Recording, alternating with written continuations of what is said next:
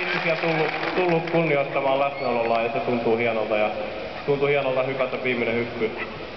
Tutut lahtelaiset huudot kuului Montusta, niin se lämmitti. Ja kiitos kaikille urheilijoille, ketkä otti kutsun vastaan ja lähti paikalle ja koko organisaatiolle, että tämä homma on saatu aikaiseksi.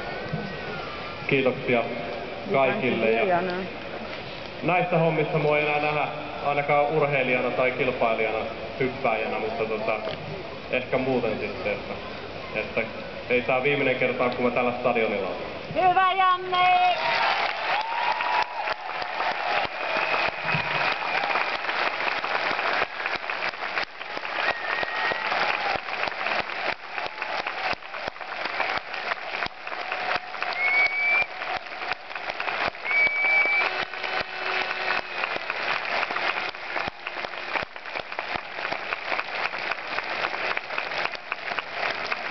Ja näin tämä